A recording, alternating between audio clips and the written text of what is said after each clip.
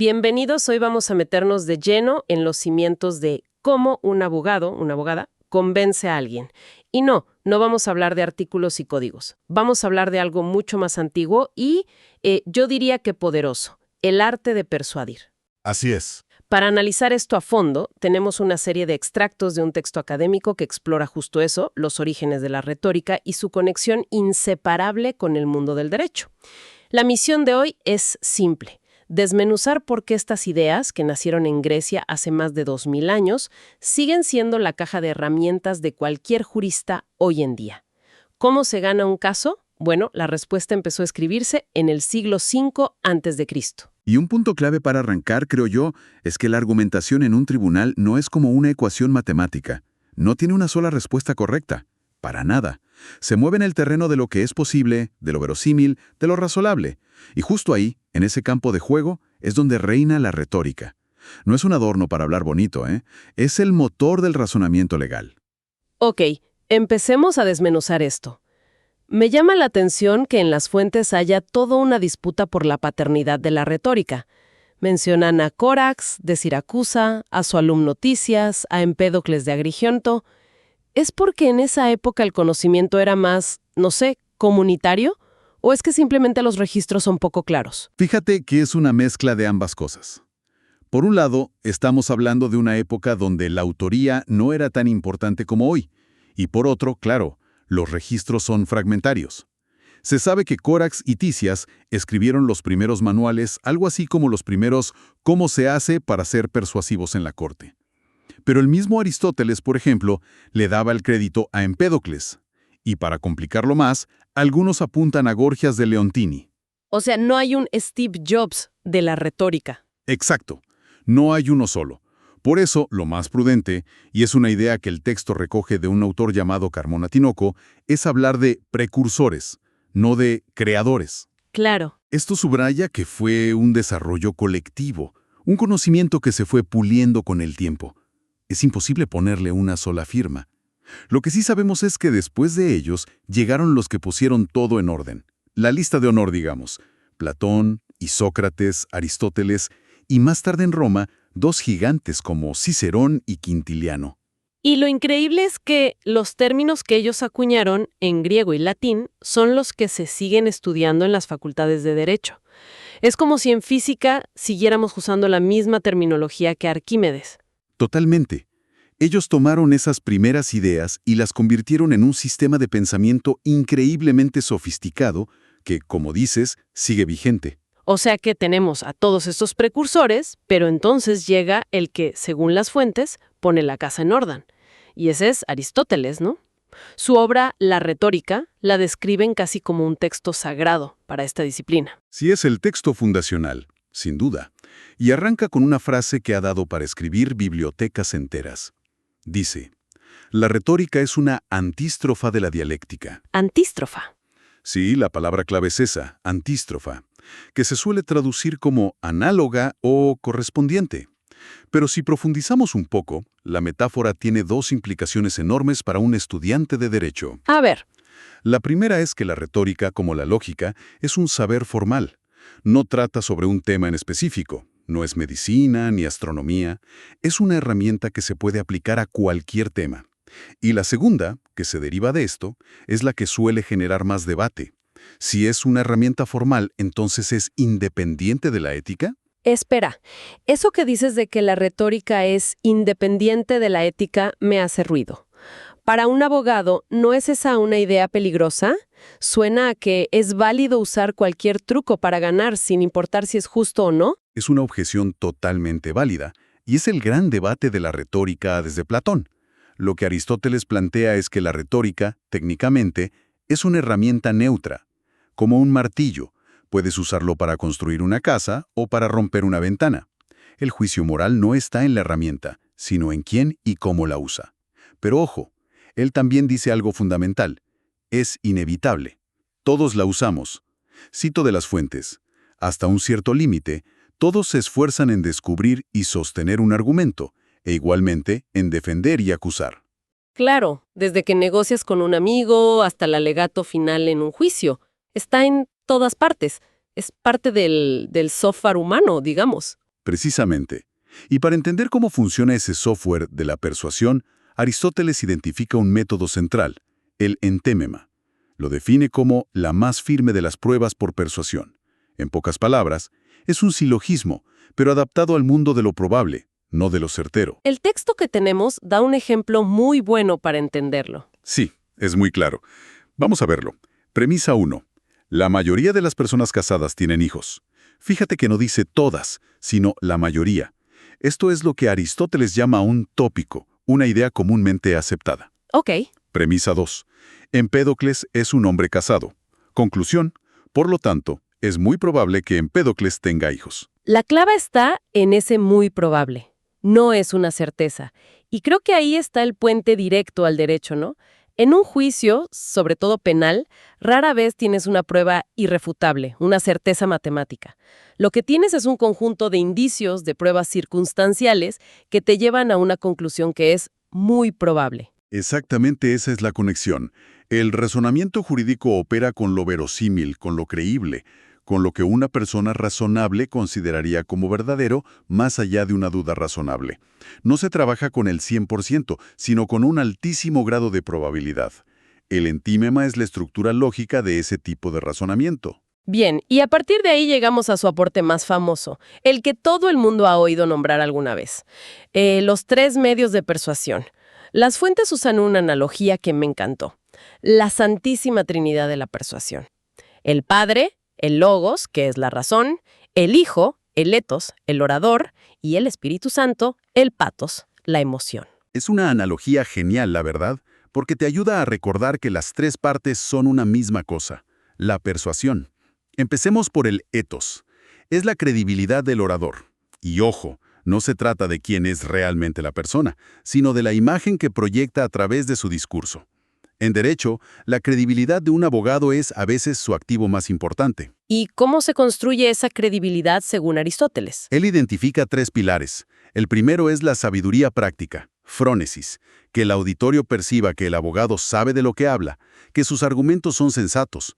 El segundo es la virtud, árete, que parezca una persona honesta, sincera, justa. Y el tercero es la benevolencia, eunoia, que muestre empatía y que parezca que busque el bien del auditorio, sea el juez o el jurado. Para Aristóteles, si el auditorio no te cree a ti, no importa qué tan bueno sea tu argumento. Wow.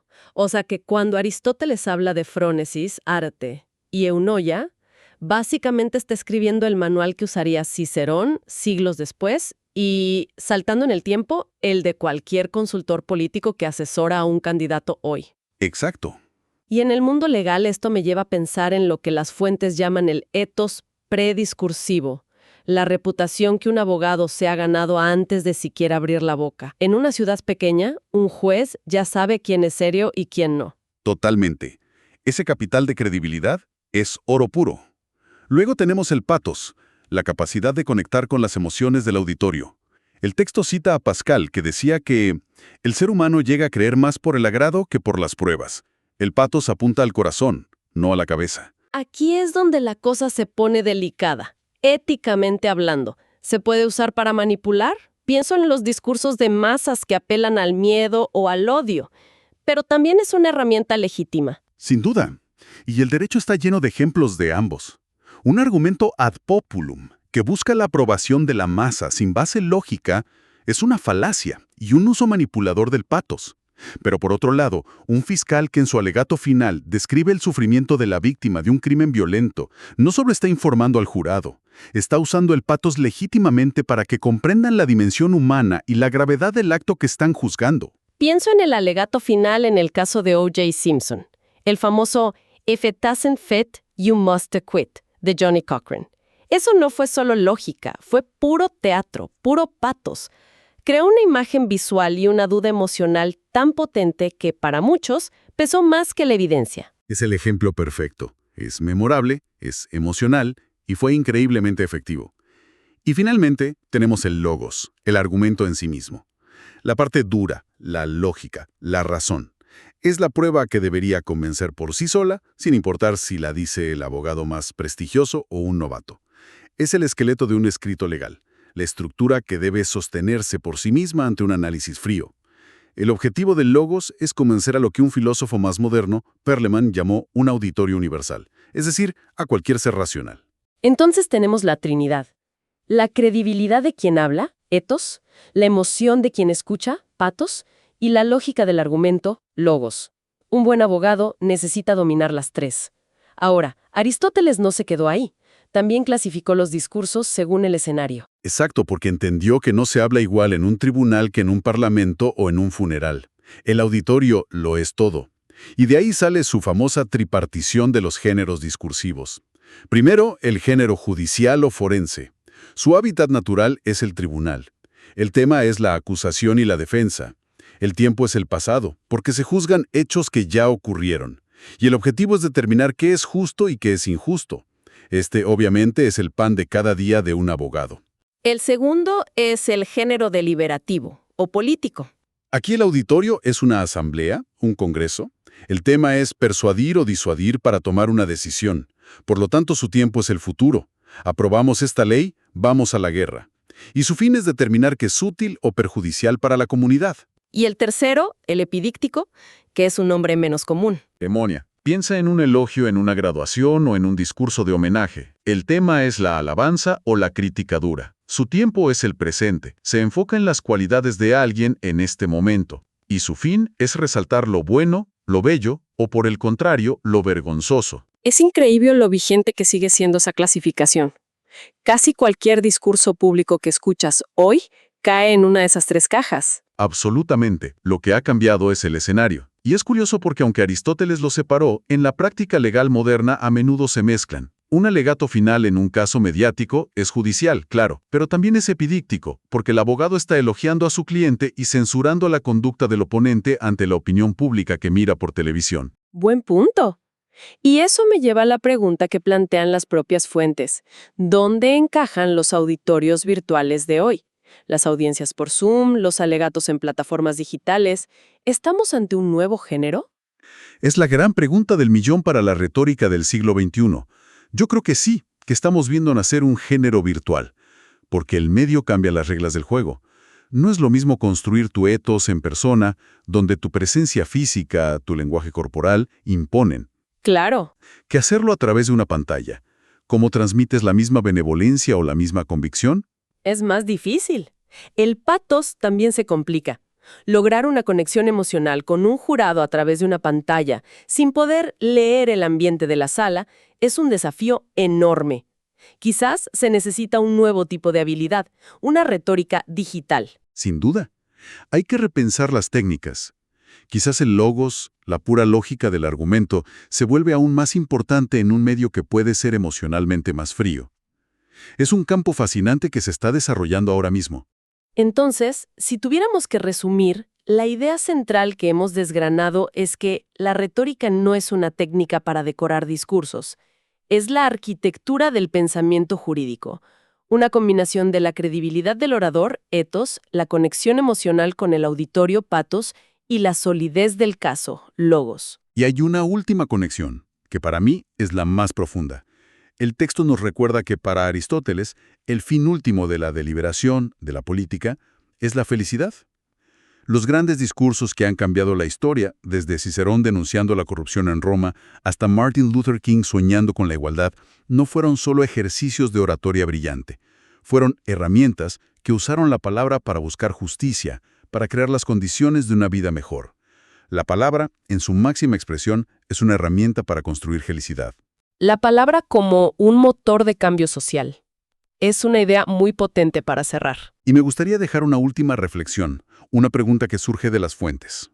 El texto menciona que los sofistas, los primeros maestros de retórica, inventaron dos prácticas clave. La antilogía, que es el ejercicio de argumentar a favor y en contra de una misma tesis para entenderla desde todos los ángulos.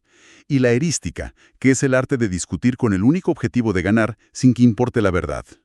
Ambas son parte del arsenal de un abogado. Y la pregunta es, Para un jurista en formación o en la práctica, ¿dónde está la línea? ¿En qué momento la antilogía, que es una herramienta indispensable para preparar un caso y anticipar los argumentos del contrario, se convierte en erística, en un simple juego para ganar a toda costa, incluso si eso significa torcer la verdad o pisotear la justicia? ¿Cómo se asegura un profesional del derecho de que su poderosa caja de herramientas se usa para construir y no para destruir? Hablemos de retórica. Y seamos honestas, cuando escuchamos esa palabra, casi siempre nos viene a la mente algo, pues, algo negativo, ¿no? Sí, totalmente. Suena a política, a discurso vacío, exacto, como a palabras bonitas para marear a la gente. Pura forma, sin fondo. Casi que se usa como un insulto. Eso es pura retórica. Pero las fuentes que tenemos hoy, que están pensadas justo para estudiantes de derecho, nos lanzan un desafío. ¿Y si esa imagen que tenemos es completamente equivocada? Es una pregunta clave, la verdad. ¿Y si la retórica, en lugar de ser un adorno, fuera una de las herramientas más poderosas para un jurista? Pues fíjate que esa es la idea central. Esa percepción peyorativa, aunque sigue muy presente, ya fue superada en el mundo académico. Los textos que vamos a analizar hoy nos muestran que la retórica está viviendo, un renacimiento espectacular. ¿Un renacimiento? Sí, ya no se le ve como una técnica para engañar, para nada. Ahora se le considera una teoría fundamental de la argumentación. Y lo que vamos a explorar es justo eso, cómo se dio esa transformación y por qué es tan crucial entenderla, sobre todo para quien se forma en derecho. Perfecto. Entonces la misión de hoy es esa: desentrañar cómo la retórica clásica, después de haber sido despreciada por siglos, de repente resurge. Y con una fuerza increíble. Claro, y se convierte en una herramienta moderna, sofisticada, esencial para razonar y persuadir en el mundo de las leyes. Vamos a meternos de lleno en esto. Y es que el cambio es de 180 grados. Las fuentes lo describen de una forma muy clara. La retórica pasó de ser vista como mera ornamentación. Lo que decíamos, pura forma, Exacto. a ser considerada una aliada de la justicia. Y me encanta esta frase. La describen como una ciencia inclinada al bien. ¡Wow! Ese es un cambio de perspectiva enorme. Totalmente. Esto de lo importante. Por fin se le empezó a tomar en serio. Adquirió, digamos, un estatus académico, científico. Para la educación de un jurista, esto fue una verdadera fortuna, como dicen las fuentes.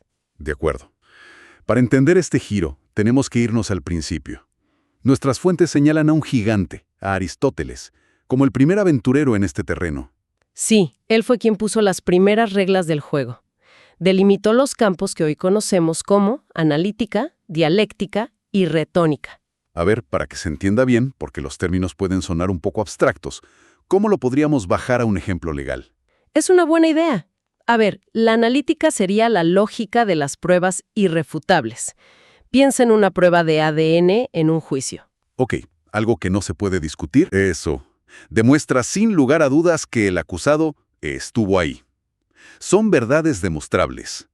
Luego, la dialéctica sería el debate lógico entre el fiscal y la defensa. El duelo de argumentos. Exacto, un duelo de razones, construyendo argumentos y contraargumentos a partir de premisas que ambos aceptan. Entendido. ¿Y la retórica? ¿Dónde entra ahí?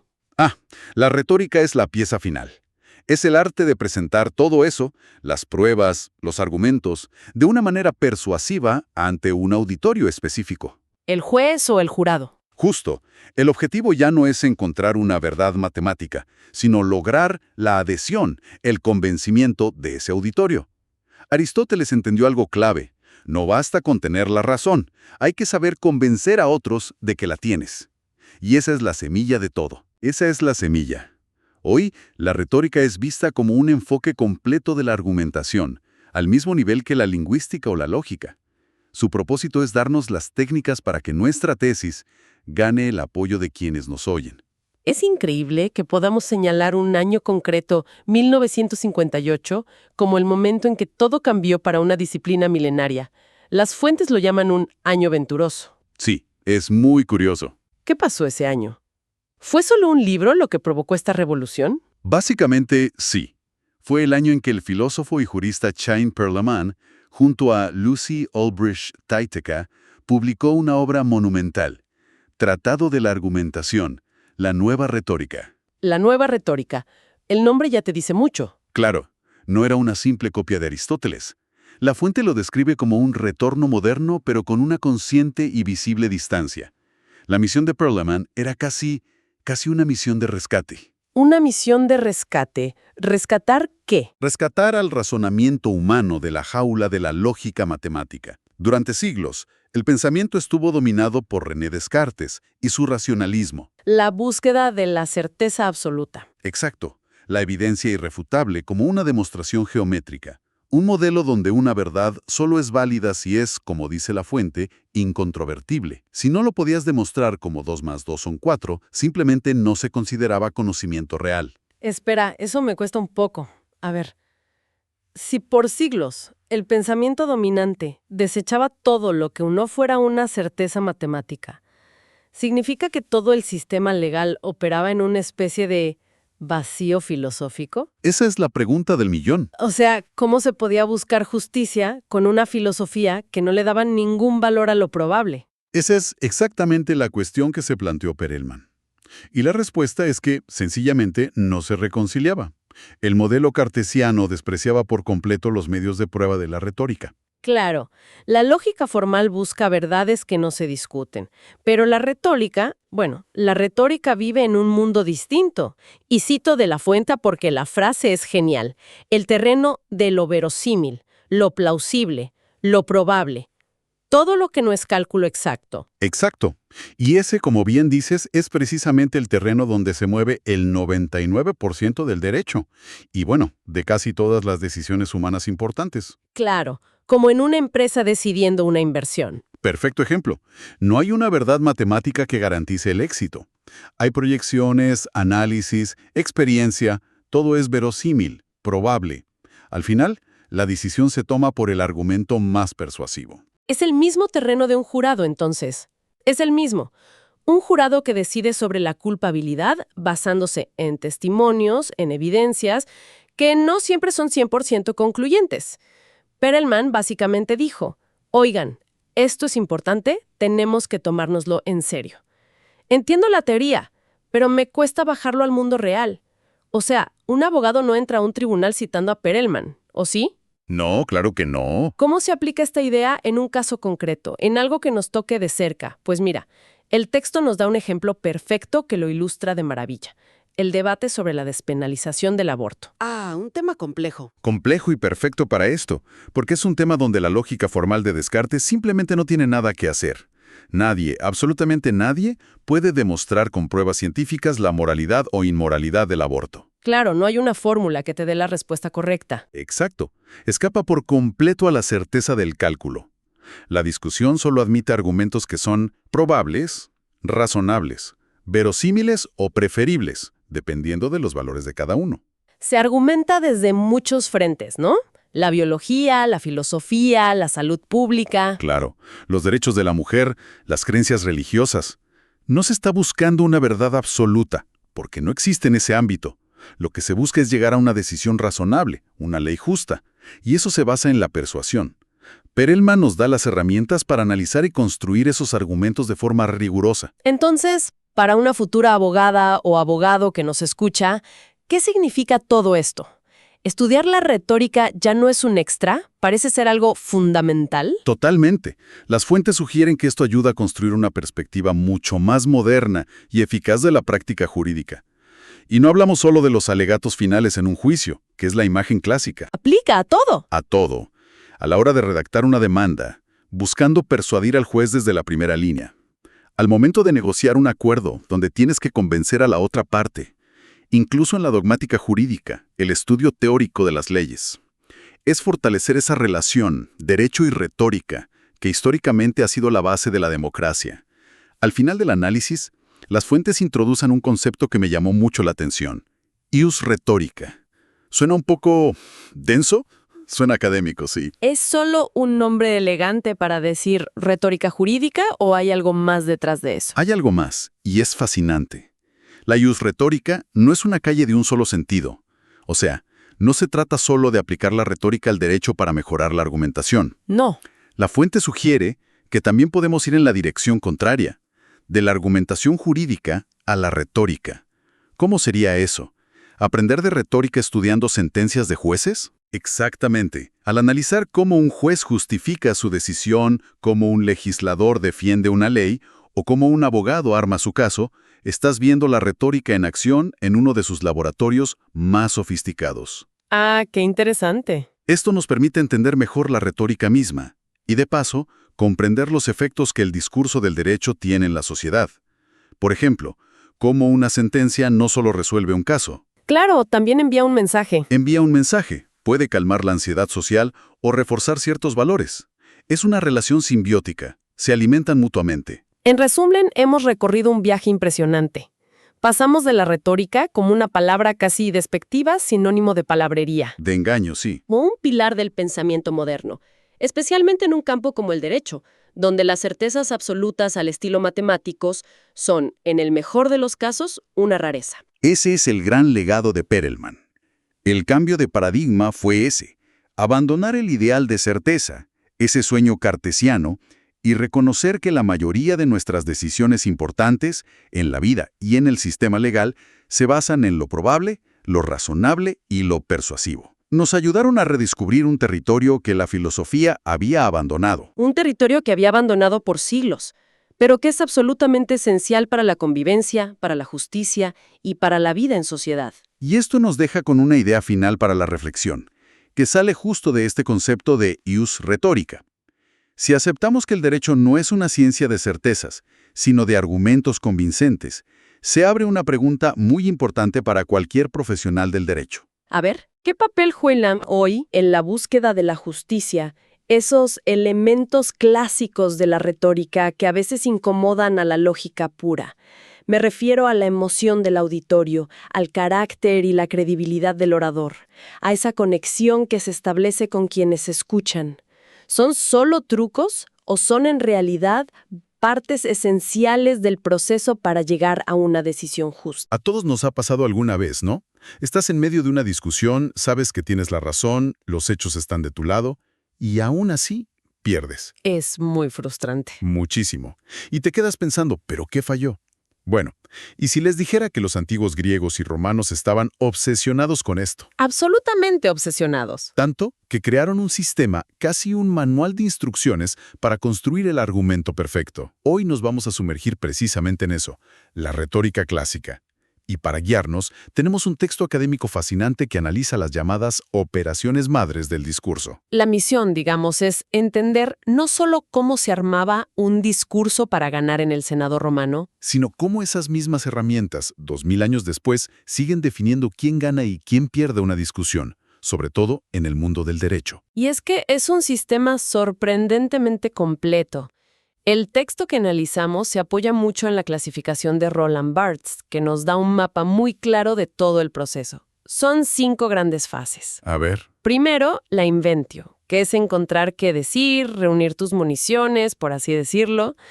Luego, la dispositio, que es decidir en qué orden las vas a disparar. Después vendrían la elocutio, que es ponerlo en palabras bonitas, el estilo. La actio, que es cómo lo interpretas, con tu voz, tus gestos. Y finalmente, la memoria, que era clave en un mundo sin teleprompters. Claro, hoy nos vamos a concentrar en los cimientos en las 2 primeras fases, inventio y dispositio. Porque si fallas ahí, todo lo demás, Se derrumba. No importa qué tan bonito lo digas. manos a la obra entonces. Empecemos con esa palabra que suena tan curiosa, inventio. Mi primer instinto es pensar en inventar, en crear algo de la nada, como un inventor.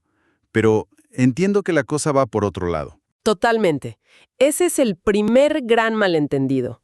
La gente escucha inventio y piensa en imaginación, en creatividad pura. Ajá, Pero para un romano, esto era más un trabajo de detective que de artista. La palabra viene del griego euresis, la misma raíz de eureka, que significa hallazgo. hallazgo. Exacto. No se trata de inventar, sino de descubrir los argumentos que ya existen y que son los más potentes para tu causa. O sea, es más como un arqueólogo buscando los huesos del dinosaurio que un escultor creando una estatua de la nada. Esa es la analogía perfecta. El trabajo del orador, sobre todo del jurista, era buscar metódicamente los argumentos más fiables, los más plausibles. El texto detalla cómo se definía la quaestio, es decir, el punto exacto del debate. Y luego se buscaban las probaciones, las pruebas. Y aquí había una distinción clave. ¿Entre qué y qué? Entre las pruebas que creabas con tu discurso y las que ya existían, las que ya estaban ahí. Las llamaban probaciones inartificiales. ¿Y qué eran esas pruebas inartificiales? Suena a algo que no es falso, que es real. Justamente, eran las pruebas duras, las que no dependían de la elocuencia del orador.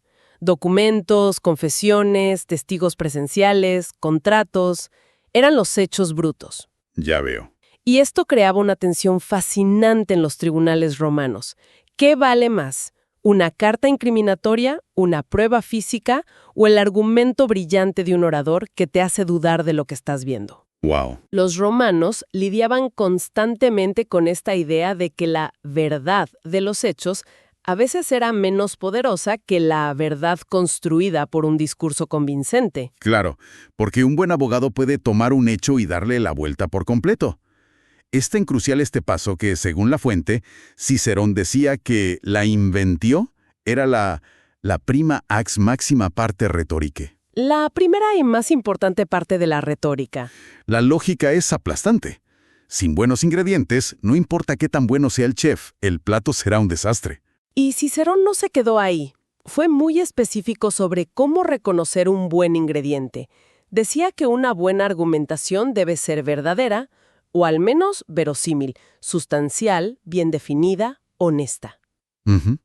Y por el contrario, nos dio una lista de señales de alerta de la argumentación defectuosa, la que es falsa, banal, ofensiva, inconsistente, O la peor de todas. la que sin querer termina favoreciendo a tu adversario. Me suena a la descripción de la mitad de los debates que vemos en redes sociales hoy en día. Totalmente. Argumentos banales, inconsistentes, ofensivos. Parece que no hemos aprendido mucho de Cicerón. Es que construir un buen arsenal de argumentos requiere disciplina y método.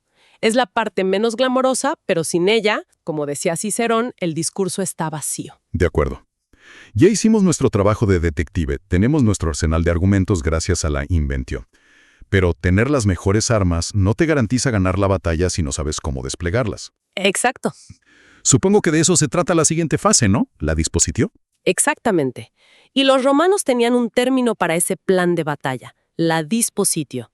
Si la inventio es ir al supermercado y reunir todos los ingredientes, la dispositio es la receta. Me gusta esa analogía. Es decidir si pones la cebolla a freír antes que el ajo, en qué momento echas la sal. El orden lo cambia todo, aunque los ingredientes sean los mismos. Ordenar estratégicamente lo que has encontrado para maximizar su impacto. Justo eso. Aquí es donde la cosa se pone realmente interesante, porque no hay una sola receta. El texto nos habla de 3 modelos clásicos, y me parecen fascinantes. El primero es el de fuerza creciente. Empiezas con lo más flojo y vas subiendo la intensidad hasta terminar con tu argumento más demoledor. La idea es dejar al público con esa última impresión resonando. Es una estrategia de final impactante. Piensa en una película con un giro argumental increíble en los últimos 5 minutos. Claro, sales del cine hablando de eso. Pero el riesgo es que si no logras mantener la atención al principio, quizás el público ya se desconectó para cuando llega tu gran final. Luego está el opuesto, el modelo de fuerza decreciente. Sales con todo, lanzas tu argumento más potente al principio para noquear a la audiencia. Pero esto me suena a una pésima idea. ¿Por qué? ¿No corres el riesgo de que la gente solo recuerde el final débil y olvide el inicio potente?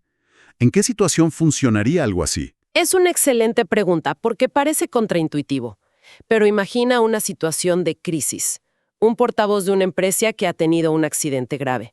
No puede empezar con detalles menores. Ah, claro. Tiene que salir y decir, la situación está bajo control, hemos tomado estas 3 medidas contundentes ahora mismo.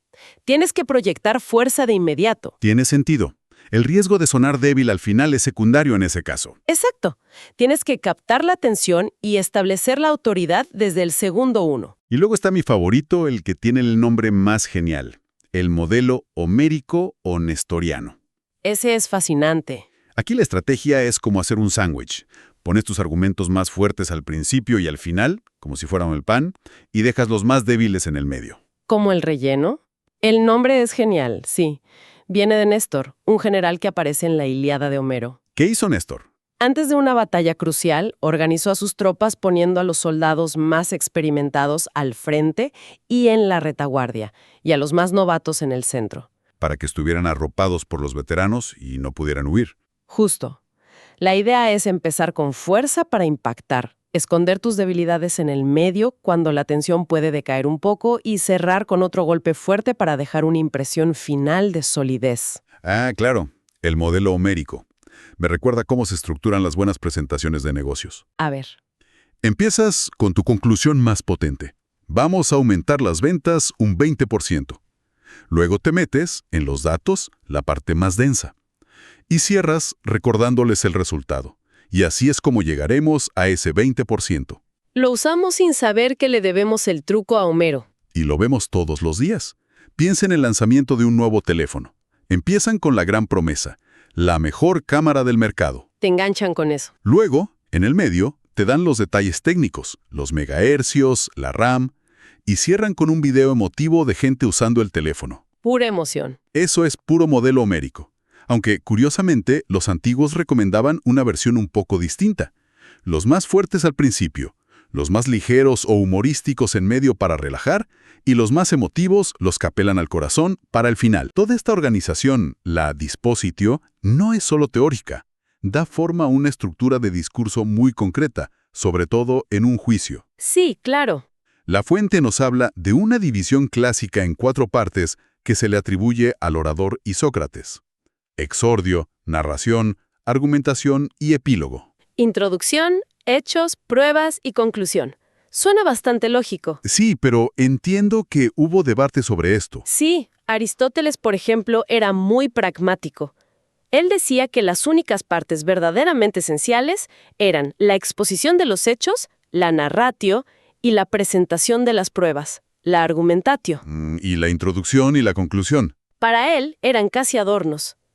Sin embargo, la tradición posterior se dio cuenta de que el exordio y el epílogo son psicológicamente cruciales. ¿Por qué?